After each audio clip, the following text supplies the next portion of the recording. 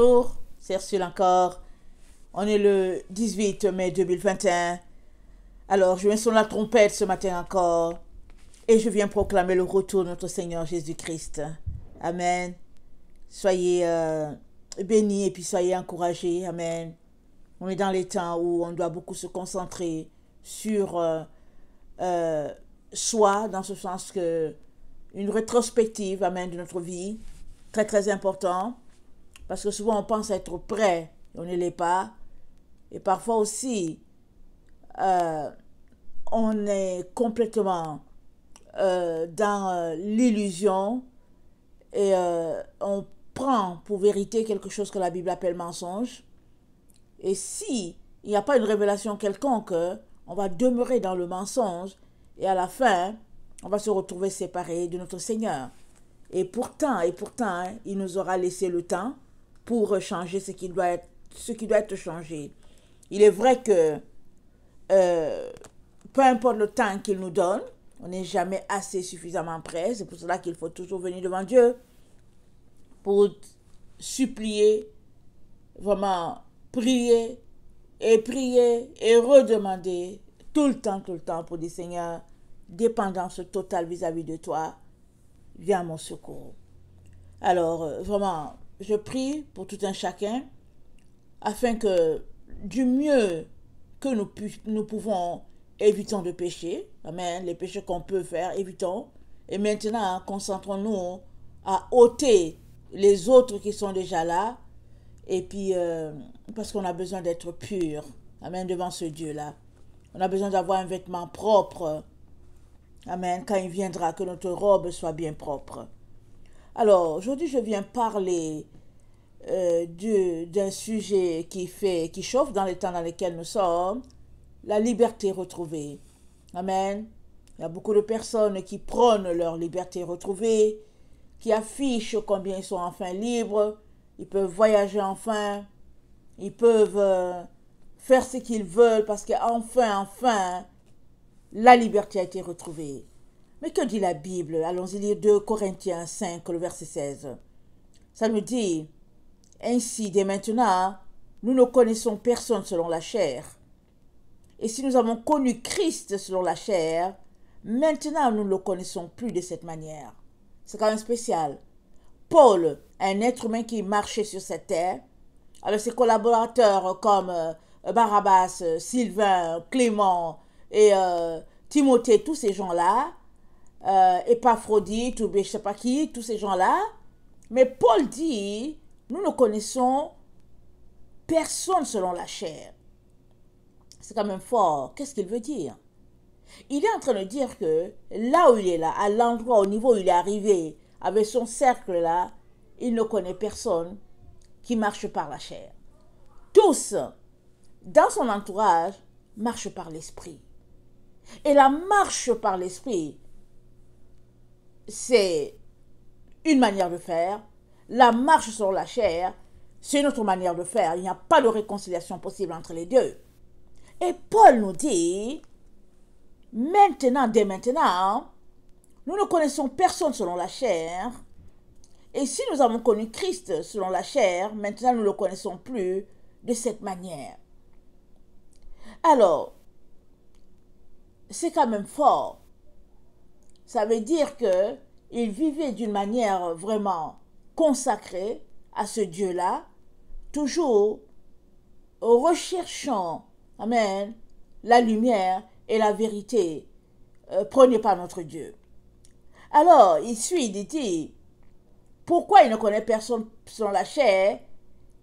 C'est parce que si quelqu'un a un Christ, il est une nouvelle créature. Les choses anciennes sont passées, toutes choses sont devenues nouvelles. C'est pourquoi il ne connaît personne selon la chair. C'est ça qu'il est en train de dire.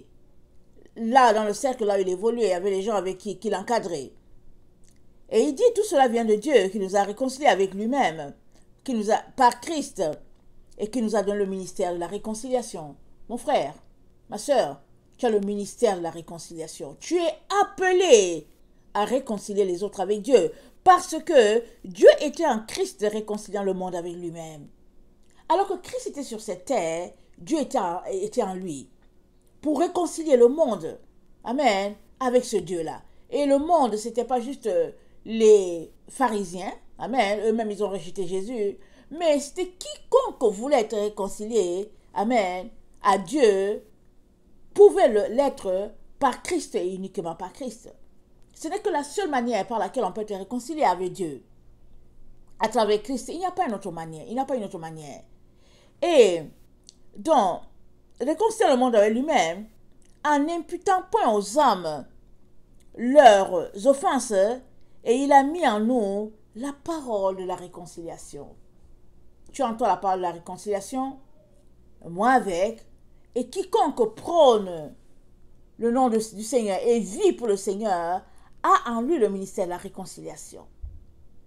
Alors, si il est ainsi, amen, dit, amen, si c'est cela que le Seigneur est en train de nous dire, alors, il est aussi en train de nous dire que toute liberté n'est acquise qu'en Jésus. Il n'y a pas une autre liberté en dehors de Jésus. Alors, quand tu viens devant les gens, que tu prends ta liberté, quand tu vas sur les réseaux sociaux et que tu dis que tu es enfin libre, peu importe ce que tu dis concernant la liberté, ta liberté n'est liberté que si c'est Jésus qui te l'a octroyée. Un homme ne peut pas te donner la liberté. Un animal ne peut pas te donner la liberté. Une organisation ne peut pas te donner la liberté. Une seule personne peut te donner la liberté. Et la liberté, elle est en Christ. Une fois que tu es réconcilié avec Christ, amen, il te dit que tu as en toi le ministère de la réconciliation aussi pour les autres.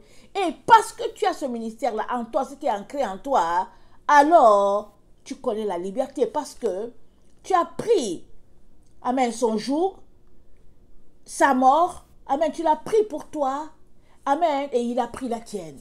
Parce qu'il est mort à ta place. Et parce qu'il est mort à ta place, amen, il a enlevé toutes tes ténèbres et il t'a donné sa lumière.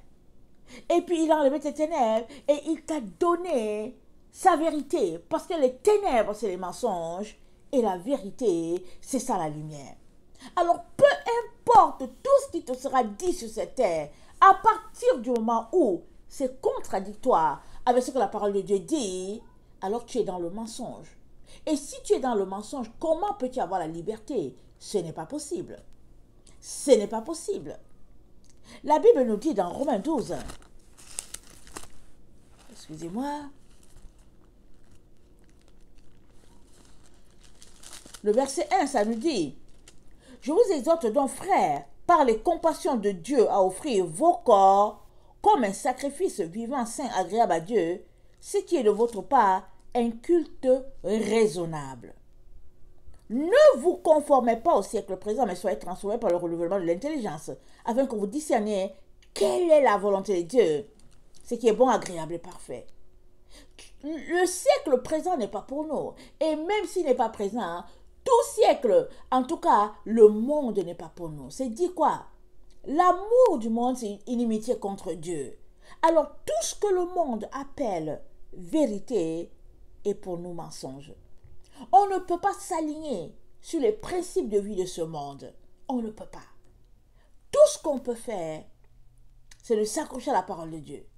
Si s'accrochant à la parole de Dieu, si s'accrochant à ce que Jésus-Christ dit, la conséquence pour nous c'est le fouet, alors on aura le fouet. La conséquence, si la conséquence pour nous c'est les travaux forcés, alors on aura les travaux forcés. C'est ça que les apôtres nous ont appris. Pierre a dit, si tu souffres pour quelque chose que tu as fait, ben voilà, paye le prix de ce que tu as fait. Mais si tu souffres pour quelque chose que tu n'as pas fait, alors bénis le Seigneur. Parce que Dieu est tout simplement en train de te sanctifier, en train de te purifier pour son œuvre. Alors, toute liberté prônée n'est qu'en Jésus. Elle ne peut pas être en dehors. Parce que ton corps, c'est le temple du Saint-Esprit. Avant de prendre ton corps, de lui donner quelque chose, que ce soit au niveau de la nourriture, que ce soit au niveau d'une cure que tu suis, que ce soit au niveau des médicaments, des injections que tu te fais, peu importe ce que tu donnes à ton corps c'est le temple du Saint-Esprit. Il y en a pour justifier leurs erreurs. Amen. Vont te dire que oui, Dieu m'a dit de faire cela. Il m'a dit de prendre. Il m'a dit que je pouvais prendre. Je pouvais le prendre. Toutes sortes d'histoires. Mais Dieu n'est pas contradictoire. Il a dit, ton corps c'est le temple du Saint-Esprit. Qu'est-ce que tu donnes à ton corps? Que ce soit par intraveineuse, que ce soit par la bouche, peu importe. Qu'est-ce que tu donnes à ton corps? Et ce que tu donnes à ton corps prouve si tu honores ce corps-là ou pas. Parce que ton corps, dans le fond, c'est le temple du Saint-Esprit. C'est là que Dieu demeure. Dans chaque fibre de ton être, dans chaque cellule de ton être, Dieu demeure là. Si du moins, ton temple, tu le nettoies tous les jours. Ton temple, tu l'honores, puisque Dieu est dedans.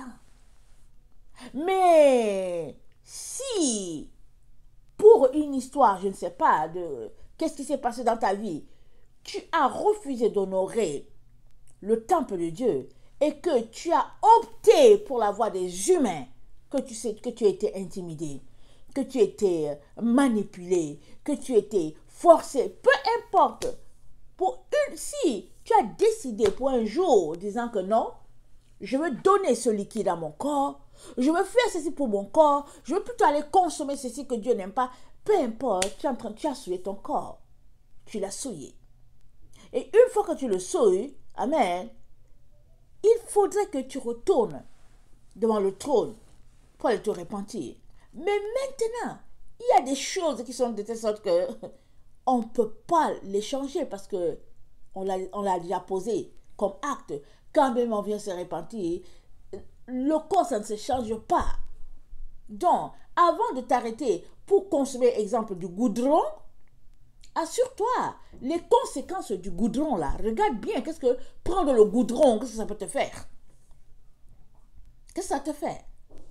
J'avais pris, il y a l'exemple que, il n'y a pas longtemps, il y a quelques années, je n'allais pas bien, j'étais dans la maternité, c'était vraiment, ça n'allait pas, je suis allée en pharmacie, alors on m'a donné quelque chose, et puis la pharmacienne a dit que ça va t'aider, moi aussi, je suis passée par là, et puis tout ça et tout, j'ai pris le médicament, il a acheté, je sais pas, 30 $, 40, je ne me rappelle plus, mais c'était quand même 1 ou 2 comprimés, je ne me rappelle même plus de l'histoire. J'arrive à la maison, alors j'ai dit, bon, voilà, on va lire ce qui est écrit. Quand j'ai fini de lire ce qui était là-dedans, on a dit, non, ce médicament-là, au pire, ça va t'aider à récupérer, je ne sais plus quoi. Mais les conséquences qui peuvent arriver, c'est que ça peut te donner aussi un cancer. Ça peut te donner le cancer. Je me suis dit, what? Je me suis levée avec mes 2 pieds. Je suis allée à la pharmacie. J'ai acheté un médicament parce que ça n'allait pas. Je ne me rappelle plus. Qu'est-ce que je souffrais de quoi, je ne sais plus. Et puis là, c'est facile à prendre, comme a dit la pharmacienne, c'est pas tout ça. Mais dans le petit, la posologie, là où c'est écrit en petit caractère qu'il faut prendre une loupe pour lire, c'est dit que il y a risque, c'est-à-dire que plus tard, la conséquence, c'est que ça peut donner un cancer. Je ne sais pas si c'était au niveau, est-ce que c'est au niveau des seins, est-ce que c'est au niveau du côlon, je ne me rappelle plus de l'histoire. Je me suis dit, waouh, je souffre, c'est vrai. Ma douleur est pénible, c'est vrai. Mais avec mes 2 pieds, je vais prendre le comprimé, je vais avaler, je vais acheter, je vais prendre mes 40 $. Je suis restée là, j'ai regardé, j'ai pensé, j'ai dit 40 $, je ne sais plus si c'était 30 ou 40 $. J'ai regardé, j'ai dit, quoi? Et mes enfants là, qui vont s'occuper de mes enfants. Et puis, est-ce que j'ai fini mon travail sur la terre? J'ai pris ça, j'ai jeté à la poubelle. Alors, je ne sais pas si un enfant qui était là qui a dit, mais maman, pourquoi tu ne ramènes pas ça à la pharmacie, puisque tu viens de là? Mais c'était écrit, ce médicament n'est plus acceptable si le cachet a déjà été ouvert, si la boîte a déjà été ouverte ou quelque chose comme ça. Donc, je comprends bien leur histoire, ok? Je dis non. Je ne vais pas vendre mon âme pour une affaire à 30-40 $. Je dis non, non, non, non. J'ai tout simplement jeté. Et puis, pendant quelques heures, ça m'a fait mal mon argent. J'ai dit, mais quoi? Mais finalement, j'ai dit, merci Seigneur. Parce que tu es là, en chacun de tes enfants, leur disant de faire attention. leur disant de faire attention. Et puis, comment j'ai été guérie, je ne sais plus. Comment j'ai supporté, mais j'ai supporté. Très souvent, on est emporté par des esprits séducteurs autour, par la propagande, par les gens autour qui nous disent « Ah, mais voilà, faites ceci. » Et puis bon, et puis finalement, dans notre temps, tout devient un phénomène de mode. Tu vois quelqu'un qui a son ventre dehors, et puis elle prend la photo, elle met sur Facebook, c'est bon. Toutes les femmes vont aller pour chercher un vêtement, elles vont mettre leur ventre dehors, c'est un phénomène de mode. Mais est-ce que le ventre dehors, c'est bien? Ce n'est pas bien.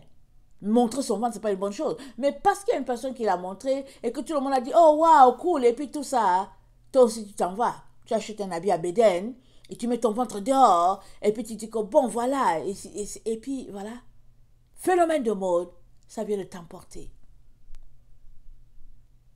Et on est dans cette période-là où on ne sait plus, les gens ne savent plus distinguer leur gauche de leur droite.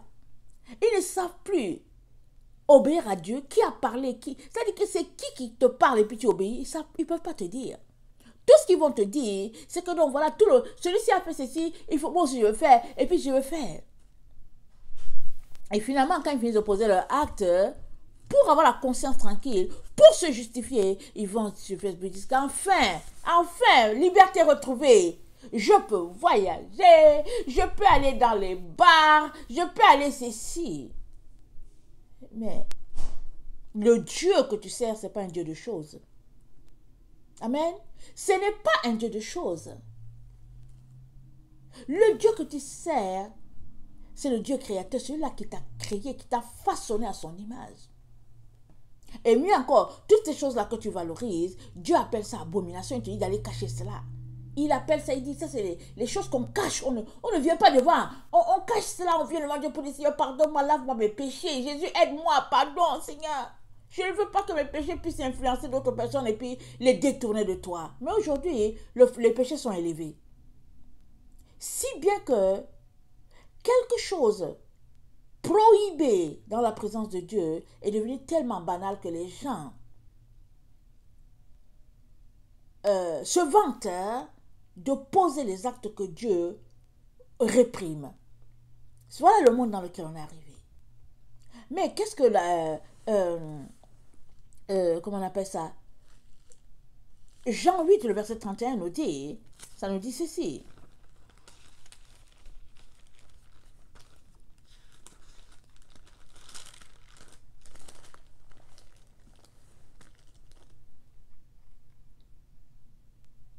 Comme Jésus parlait encore, plusieurs crurent en lui.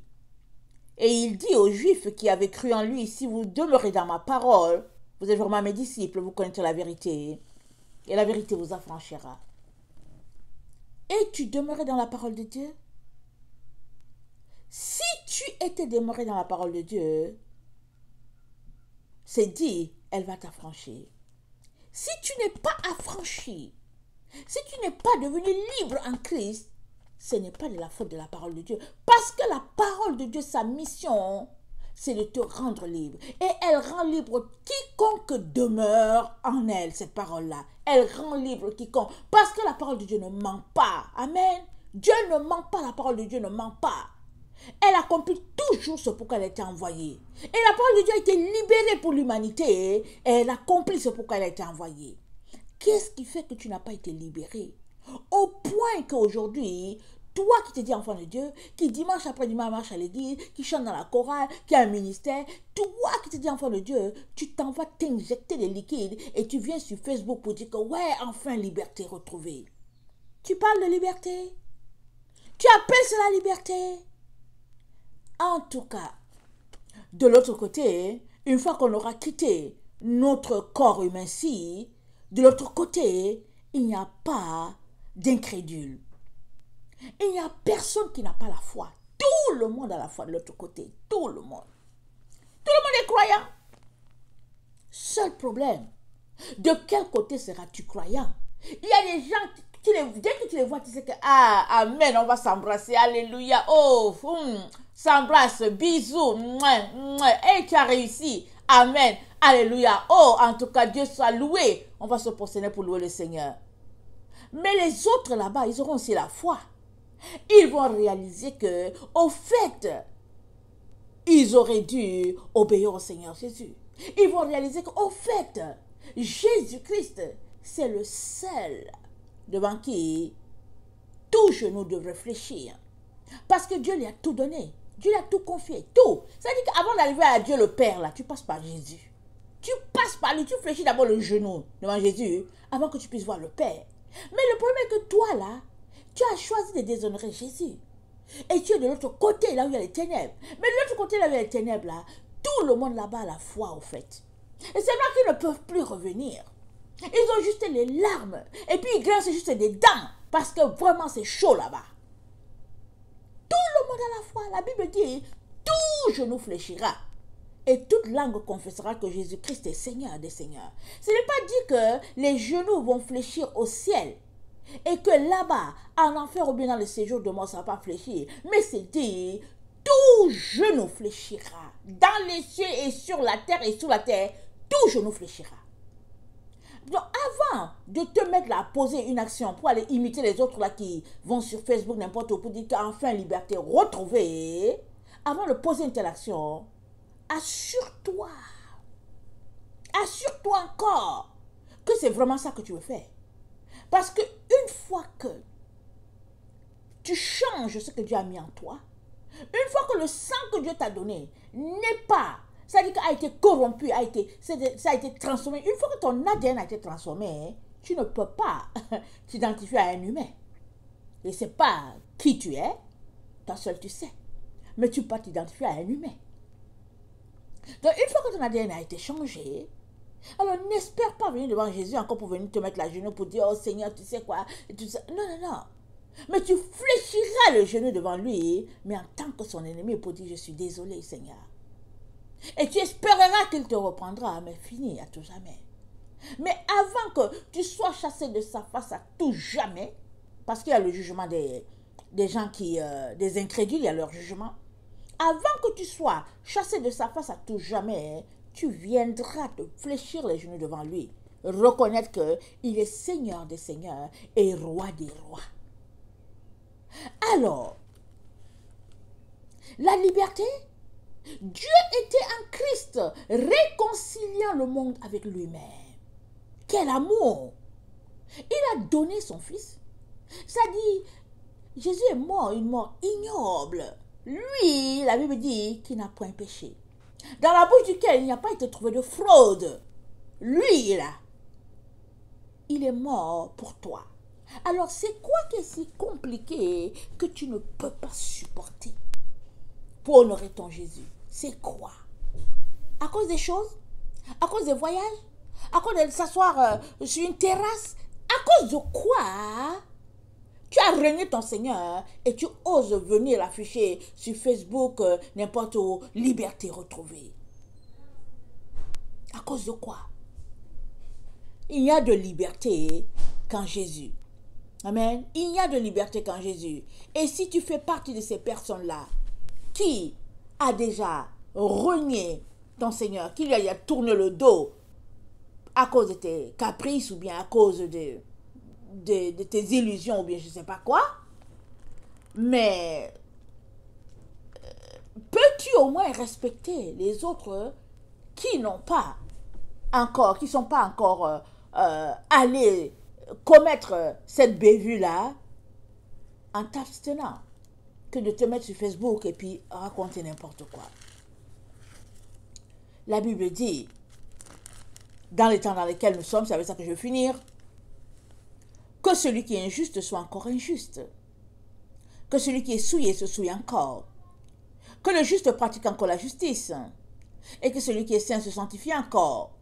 Voici, je viens bientôt, et ma rétribution avec moi, pour rendre à chacun selon ce qu'est son œuvre. Je suis l'alpha et l'oméga, le premier et le dernier, le commencement et la fin.